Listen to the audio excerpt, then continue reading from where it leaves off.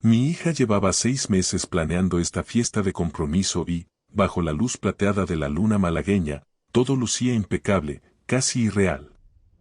El jardín de nuestra finca en las colinas de Marbella estaba adornado con hileras de bombillas de luz cálida que se entrelazaban con las bugambillas.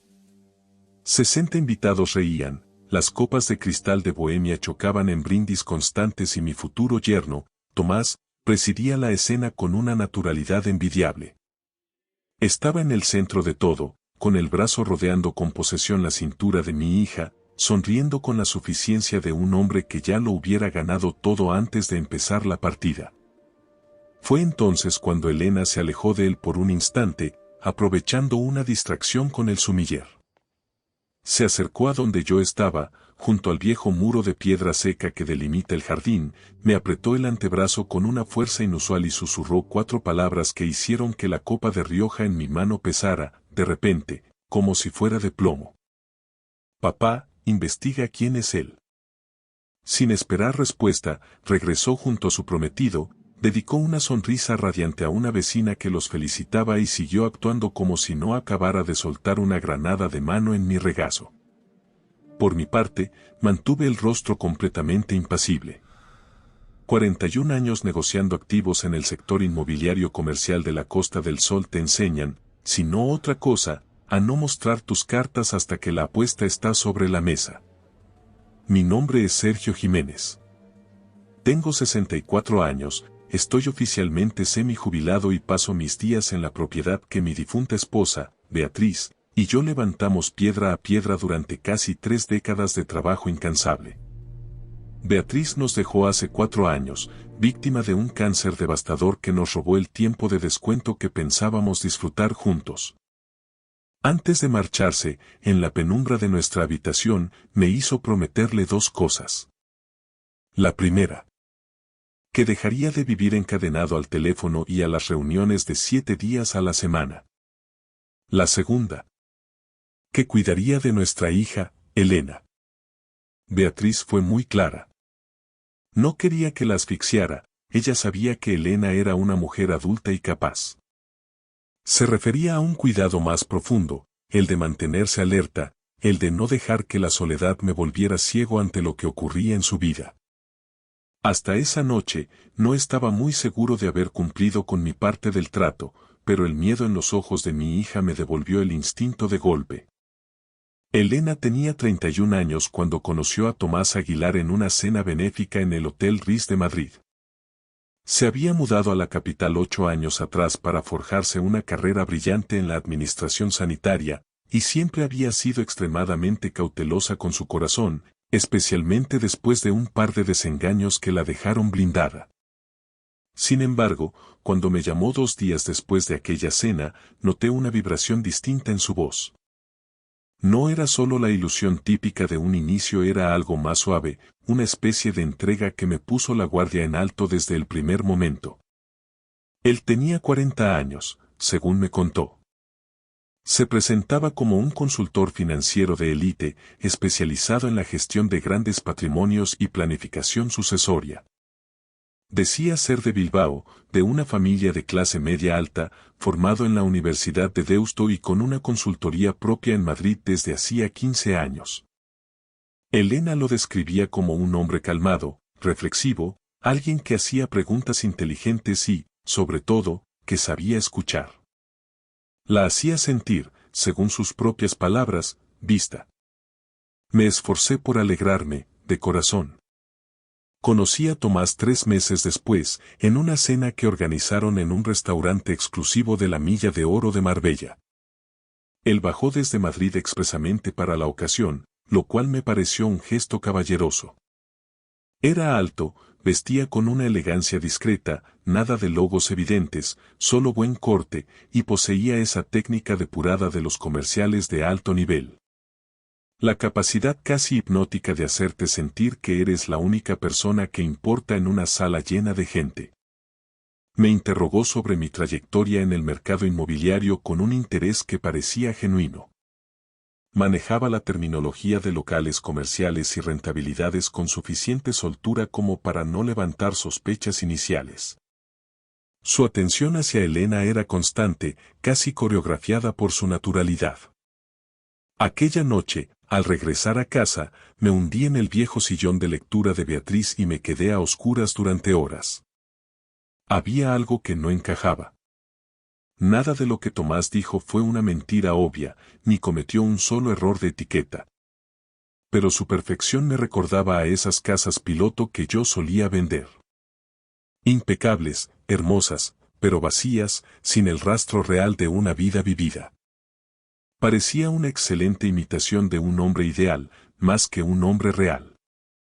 Beatriz me habría tachado de cínico, de viejo lobo de mar que ve tormentas en un mar en calma. Así que, por respeto a su memoria y por amor a Elena, me tragué mis dudas y guardé silencio. Mantuvieron su relación durante 14 meses antes de que él hincara la rodilla.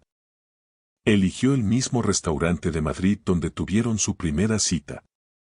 Elena me llamó desde el aparcamiento, con la voz quebrada por el llanto y la alegría, y yo le aseguré que estaba encantado por la noticia.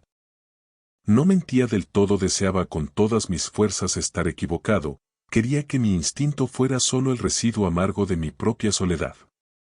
La fiesta de compromiso, esa que ahora se estaba convirtiendo en el escenario de una pesadilla, se celebró apenas 6 semanas después en nuestra casa. Elena había organizado casi cada detalle de la fiesta con la ayuda incansable de su mejor amiga, Lucía, que había viajado desde Granada para el fin de semana. Tomás, por su parte, llegó la tarde anterior con un equipaje excesivo, cargando lo que parecía medio armario a cuestas. Se instaló en la habitación de invitados con una familiaridad que me inquietó, y pasó toda la mañana previa al evento oculto en el jardín trasero, atendiendo llamadas telefónicas que cortaba abruptamente cada vez que mis pasos se acercaban. Intenté convencerme de que era la conducta habitual de un consultor de éxito. Esa gente vive encadenada a las urgencias de sus clientes, incluso en sábado. Pero tras el susurro de Elena en la fiesta, comprendí que sus 4 palabras no habían sido un impulso, sino el resultado de una angustia madurada en silencio. Mi hija no es mujer que entre en pánico por nimiedades. Había elegido el momento con precisión quirúrgica. Un mensaje corto y letal que no levantara sospechas ante los invitados, pero que me obligara a actuar. Ella me había elegido para cargar con el peso de su sospecha. Soporté la fiesta otros 40 minutos. Reí en los momentos de rigor, rellené mi copa de vino y mantuve una charla de 10 minutos con Tomás sobre el potencial de los caldos de la exarquía. Se mostraba encantador, pero por primera vez analicé sus ojos. Estaban inquietos, moviéndose con una rapidez que su rostro perfectamente relajado no lograba enmascarar. Cuando los últimos invitados se marcharon, me retiré con la excusa del cansancio. Pero no dormí. Abrí mi portátil en la penumbra del despacho. No soy un nativo digital. Mi asistente en la oficina siempre ha sido el filtro entre mi instinto telefónico y los buscadores de Internet. Sin embargo, el miedo por un hijo te otorga una lucidez técnica inesperada. Tecleé Tomás Aguilar, consultor financiero Bilbao, y rastreé la red durante 1 hora. Su huella digital era impecable, quizá demasiado. Un sitio web corporativo sobrio, un perfil de LinkedIn con un historial laboral sin fisuras y una mención en un torneo de golf benéfico en Sotogrande de hacía 3 años. Todo estaba donde debía estar, y eso, paradójicamente, era lo que me erizaba la nuca. A la mañana siguiente, intercepté a Elena en el jardín antes de que Tomás despertara. Fui directo al grano. Ella confesó que, semanas atrás, había abierto el portátil de Tomás por una urgencia técnica y encontró una pestaña que él había olvidado cerrar. Una hoja de cálculo meticulosa. En la cabecera leyó: Elena Jiménez, propiedad Marbella, valor patrimonio, seguida de una cifra que era un cálculo escalofriantemente exacto de mis activos totales. Elena había pasado 3 semanas intentando buscar una explicación inocente a por qué su prometido tasaba a su familia en Excel. Yo me encargo, le dije, sosteniéndole la mirada como cuando era niña y se caía de la bicicleta. Lo primero fue llamar a Carmen Maza, nuestra abogada de confianza desde hace 18 años. Ella fue quien estructuró el fideicomiso familiar tras la muerte de Beatriz para blindar el trabajo de 4 décadas. La finca de Marbella, 2 edificios comerciales en Estepona y una cartera de inversión muy saneada. Elena era la beneficiaria principal, y mi temor era la vulnerabilidad de esa estructura ante un matrimonio. Carmen, pregunté, si Elena se casara y lo nombrara coadministrador, ¿qué margen de maniobra tendría él? Con un certificado de matrimonio y acceso a los documentos del fideicomiso, podría movilizar activos líquidos en cuestión de días, sentenció ella con una gravedad que me heló la sangre. Mi segunda llamada fue para Ricardo Soler, un excompañero de inteligencia metódico y discreto que ahora dirigía una agencia de investigación privada en la Costa del Sol. Ricardo no especula, solo entrega hechos. Le encargué un barrido completo sobre Tomás Aguilar. 3 días para algo superficial, 1 semana para ir al fondo, dijo Ricardo. Lo necesito en 5 días, le exigí. Empezaba una cuenta atrás donde cada sonrisa de Tomás en la mesa del desayuno se sentía como una herida abierta. Esos 5 días fueron, sin duda, de los más amargos que he procesado en mi memoria. Tomás prolongó su estancia en Marbella 2 jornadas más tras la fiesta, desplegando un arsenal de servidumbre y encantó que resultaba casi asfixiante. Me veía obligado a sentarme frente a él cada noche, compartiendo cenas que se me antojaban de ceniza, mientras él disertaba con maestría sobre el buqué de los vinos locales, la fluctuación del valor del suelo en la Costa del Sol o los peligros de cruzar el paso de Despeñaperros bajo las ventiscas del invierno. Era un virtuoso de la sobremesa, poseedor de esa elocuencia magnética que casi logra hacerme dudar de mi propio instinto. Sentir simpatía por el hombre que pretendía saquearnos era un veneno que me quemaba por dentro. Él regresó a Madrid un martes, pero Elena, bajo el pretexto de ayudarme con unos documentos de la finca, se quedó un día extra. En la soledad de mi despacho, le revelé las sombras que empezaban a emerger. Vi el miedo cruzar su mirada, pero fue sustituido casi de inmediato por una furia gélida, una determinación que me recordó dolorosamente a Beatriz. Las mujeres de mi estirpe no gritan cuando se rompen, se vuelven de cristal templado. Transparentes, pero cortantes y absolutamente frías. La llamada de Ricardo Soler llegó al 5.º día, rompiendo el silencio del mediodía. Sus primeras palabras confirmaron que el castillo de naipes empezaba a desplomarse. Su nombre real no era Tomás Aguilar. Se trataba de Íñigo Taboada, natural de Vitoria, 41 años. Si bien su origen norteño tenía un trasfondo de verdad, el historial profesional que Ricardo había desenterrado era un mapa de engaños que nada tenía que ver con la pulcritud de su LinkedIn. Hay una demanda civil en San Sebastián de hace 7 años, me explicó Ricardo con voz monótona. Un antiguo socio lo acusó de falsificar firmas para vaciar una cuenta de tesorería conjunta. El asunto se tapó con un acuerdo extrajudicial, pero el rastro del dinero no miente. Pero había más. Íñigo no era un soltero de oro, era un superviviente de naufragios provocados. Había estado casado en Pamplona con la hija de un importante empresario navarro con una cartera de inmuebles industriales envidiable. El matrimonio duró apenas 22 meses. El divorcio se selló con un cheque de cuantía confidencial firmado por el suegro, quien, según las fuentes de Ricardo, pagó una fortuna simplemente para que aquel individuo desapareciera de la vida de su hija y de sus negocios sin hacer ruido en los juzgados. El nombre que terminó de armar el rompecabezas fue el de Renata Vega, una mujer de Barcelona de 44 años. Ambos compartían la titularidad de una sociedad limitada en Cataluña. Una empresa pantalla, sin actividad comercial real, pero que funcionaba como un pulmón financiero por donde circulaba dinero de procedencia dudosa. Ricardo había rastreado transferencias que sugerían un flujo constante de capitales entre ellos. Me quedé mirando el viñedo que bordea el flanco sur de nuestra propiedad, sintiendo que el aire se volvía pesado. Ricardo, pregunté, aunque ya sabía la respuesta, ¿este tipo está ejecutando una hoja de ruta para asaltar el patrimonio de Elena?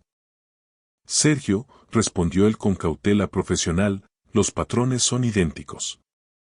Es una estructura de depredación financiera. Y me temo que no actúa solo. A la tarde siguiente, Ricardo me entregó la pieza final. Renata Vega no era solo una socia, era la arquitecta legal del plan. Había trabajado años como asistente jurídica en un prestigioso bufete de planificación patrimonial en Barcelona, del que salió por la puerta de atrás tras ser investigada por irregularidades éticas. Ella era quien proporcionaba la ingeniería necesaria para asaltar fideicomisos. Peor aún, Ricardo había logrado acceder a comunicaciones privadas. Íñigo, cegado por su propia arrogancia, utilizaba una cuenta de correo personal con una seguridad ínfima. En esos mensajes, se refería a mi hija y a nuestro patrimonio con un cinismo que me hizo apretar los puños hasta que los nudillos se tornaron blancos. Renata lo asesoraba paso a paso sobre cómo manipular la estructura del fideicomiso Jiménez. Sabía en qué documentos debía firmar Elena, en qué notarías operar y cómo obtener los poderes de administración antes de que pasara el primer mes de casados. Planeaban el expolio para antes de la luna de miel. Cerré los ojos y el recuerdo de Beatriz me inundó.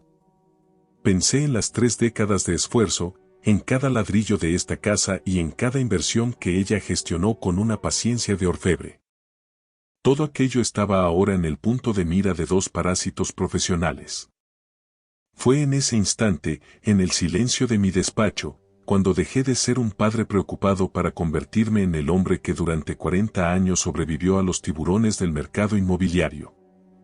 Entonces, empecé a planificar mi propia jugada. La boda de Elena estaba programada para dentro de apenas 8 semanas. El escenario elegido era una bodega centenaria a las afueras de Ronda, un lugar que ella había reservado con casi un año de antelación, rodeado de viñedos y tajos profundos. 110 invitados.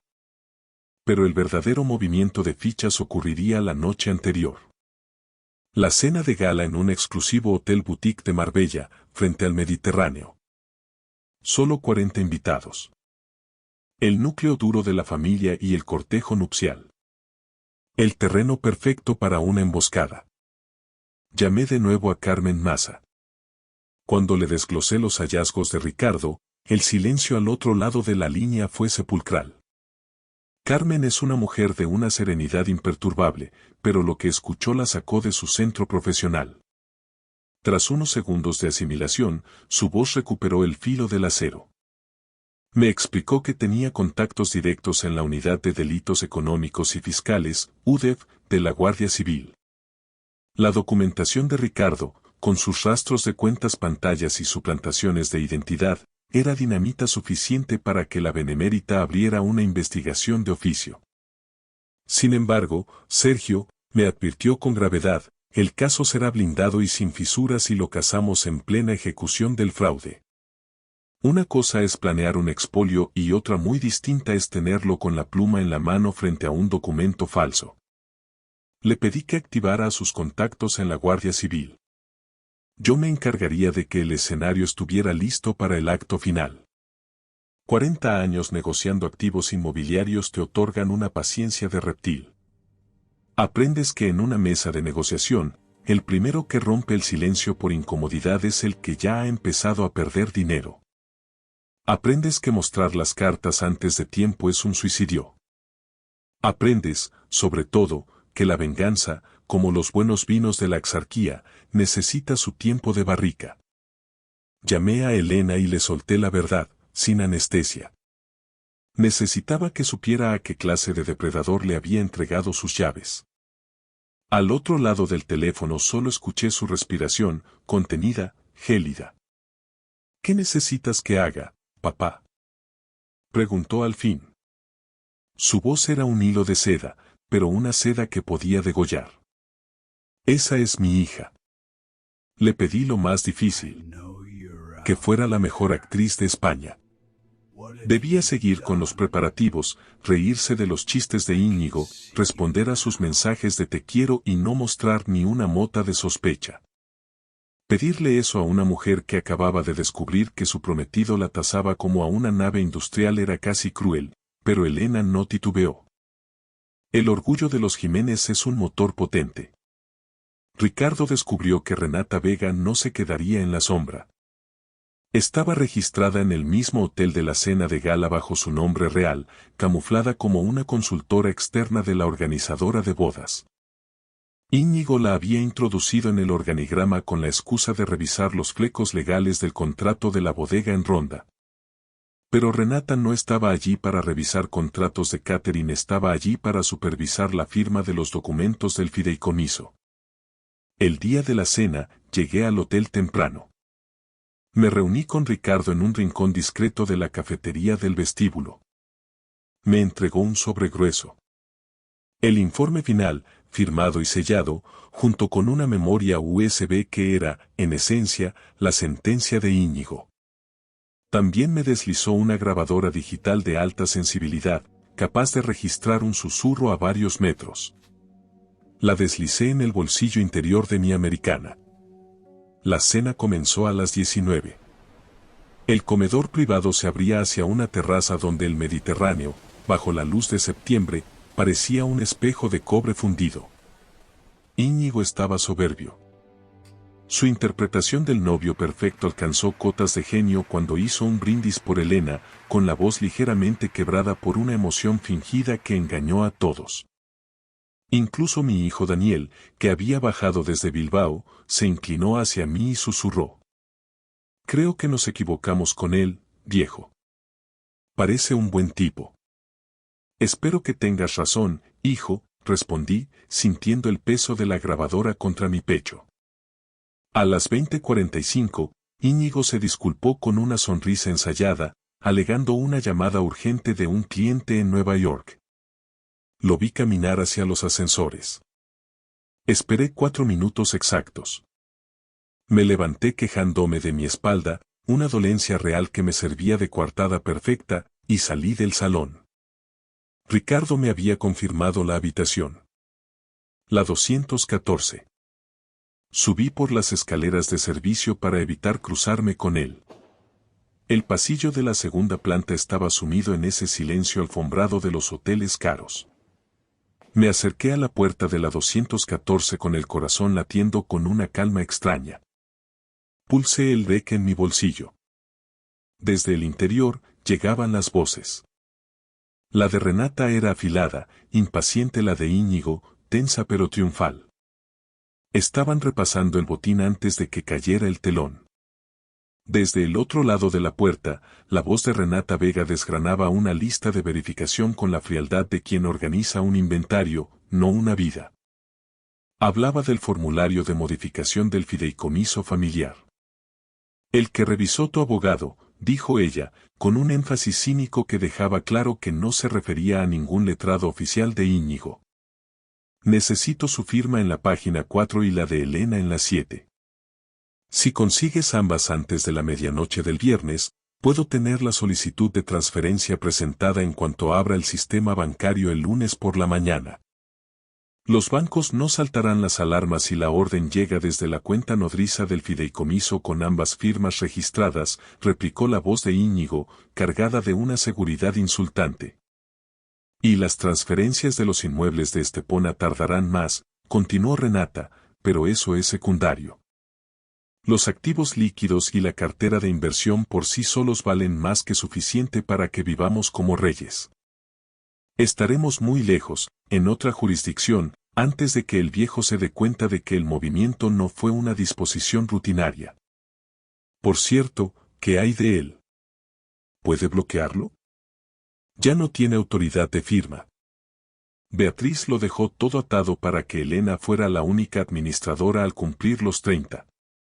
Aunque sospeche, legalmente no tiene nada que hacer hasta que el dinero ya haya volado. Para entonces, estaremos a 2 países de distancia. Íñigo soltó una carcajada. Tenía una risa agradable, cálida, la risa de un hombre que se siente cómodo en su propia mentira.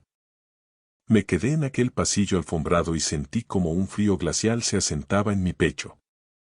No era rabia explosiva, era algo más silencioso y mucho más duradero. Era la calma del cazador que ve a la presa entrar en el cepo. Saqué el teléfono y envié un mensaje a Ricardo. Segunda planta, habitación 214. Ahora. Luego le escribí a Elena.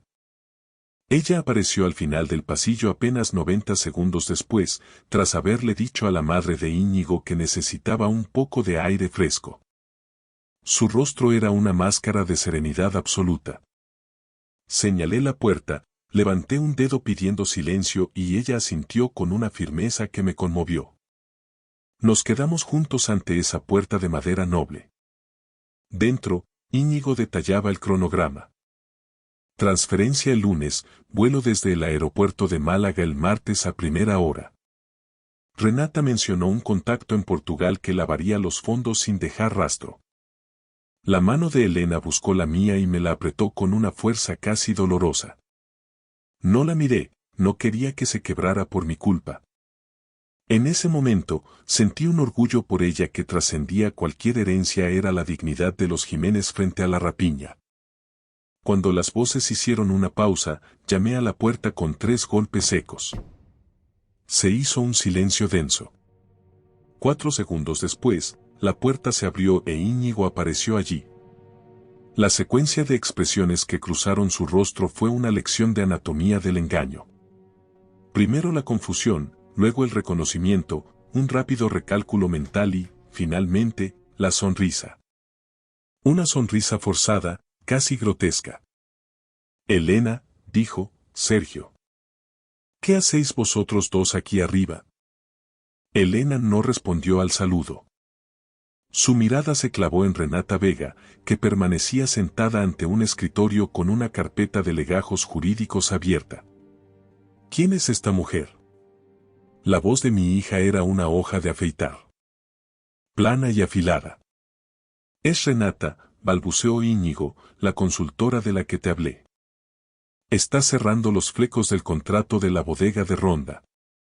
He oído lo que has dicho sobre el fideicomiso, Íñigo, lo cortó ella. La sonrisa de él no desapareció de inmediato. Los estafadores profesionales mantienen la postura hasta que el suelo desaparece bajo sus pies. Pero acabó desvaneciéndose. Tras de mí, escuché pasos firmes sobre la alfombra. Ricardo llegaba acompañado por 2 personas que yo había conocido esa misma tarde en una oficina sin rótulos del centro de Marbella. La cabo Andrea Hernández y su colega de la Unidad de Delitos Económicos de la Guardia Civil. Llevaban horas analizando el informe de Ricardo y el dictamen de Carmen Maza.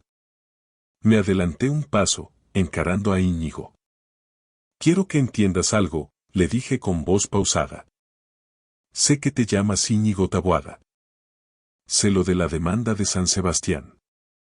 Sé lo de tu exmujer en Pamplona y el cheque que tu suegro tuvo que firmar para perderte de vista.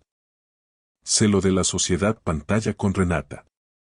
Sé que planeabas desvalijar a mi hija, e Íñigo. La Guardia Civil también lo sabe. Su rostro se tornó de piedra. La cabo Hernández se identificó y, con el tono monocorde de quien ha cumplido este trámite 1000 veces, les informó que quedaban detenidos para ser interrogados por un presunto delito de estafa agravada y fraude financiero. Les leyó sus derechos mientras Renata mascullaba amenazas sobre abogados de alto nivel. Íñigo, en cambio, se hundió en un silencio absoluto. Fueron escoltados fuera de la habitación bajo la mirada gélida de mi hija. La carpeta sobre el escritorio, que contenía los documentos de modificación del fideicomiso con el nombre de Elena ya impreso en la página de firmas, fue fotografiada y presentada como prueba principal del asalto que acabábamos de abortar. El resto de aquella fatídica noche transcurrió en una especie de letargo extraño, denso y cargado de silencios. Tuvimos que regresar al salón frente a los invitados restantes y, con una máscara de cortesía que me costó la vida sostener, anunciar que Íñigo y Elena se habían visto obligados a marcharse de urgencia debido a una crisis familiar imprevista. Mi hijo Daniel me ayudó a despedir a las últimas personas. Su rostro estaba pálido, desencajado por la impresión, cuando le resumí brevemente en un rincón lo que acababa de suceder. No podía creer que el hombre con el que había brindado minutos antes fuera un depredador profesional. Elena se mantuvo increíblemente entera, con una entereza que rozaba lo sobrenatural. No hubo llanto desconsolado ni ataques de histeria.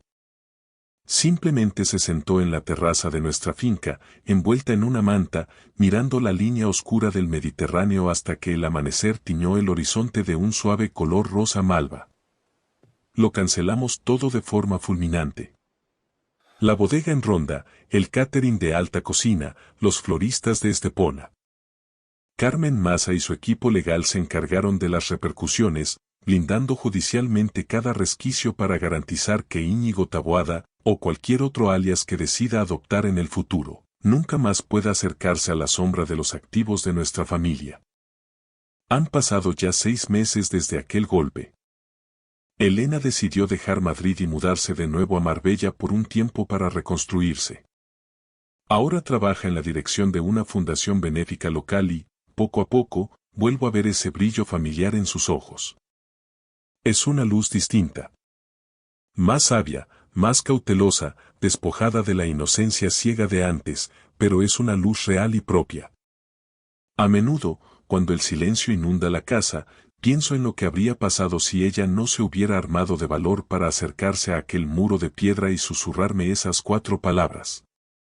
Pienso en aquella mujer de Pamplona cuyo padre prefirió pagar para que el problema desapareciera discretamente. Ese es un tipo de protección cobarde que, en realidad, no protege a nadie. Íñigo simplemente se mudó de ciudad, se cambió el apellido y buscó una nueva presa. Nosotros, en cambio, elegimos el camino difícil.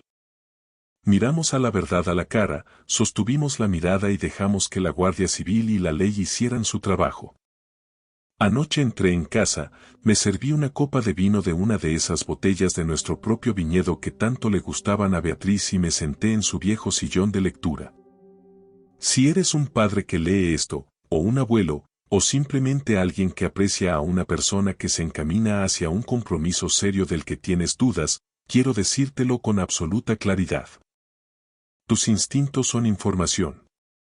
Esa sensación silenciosa en el estómago de que algo aquí no cuadra no es paranoia, es tu experiencia hablando. Merece ser comprobada. No porque debas tratar a todo el mundo con sospecha sistemática, sino porque una comprobación breve y minuciosa cuesta muy poco en comparación con el precio de una vida arruinada. No necesitas acusar a nadie de antemano. No necesitas provocar un conflicto innecesario. Simplemente necesitas mirar debajo de la superficie y asegurarte de que la persona que amas tiene la verdad en sus manos antes de que tome una decisión irreversible. He aprendido que lo más difícil no es la investigación. Lo más difícil es confiar en que las personas que amas podrán lidiar con la cruda realidad. Mi hija lo manejó con más dignidad de la que yo tenía derecho a esperar. Cargó con el peso de la duda a solas durante 3 semanas antes de acudir a mí, y esa fortaleza dice todo lo que hay que saber sobre quién es ella. Al final, no fui yo quien la salvó a ella, fue su valentía para pedir la verdad lo que nos salvó a ambos. Gracias por escuchar mi historia hasta el final. Si resonó contigo, dale like, escribe en los comentarios qué fue lo que más te tocó y no olvides decir de dónde eres. Suscríbete al canal, vienen muchas más historias.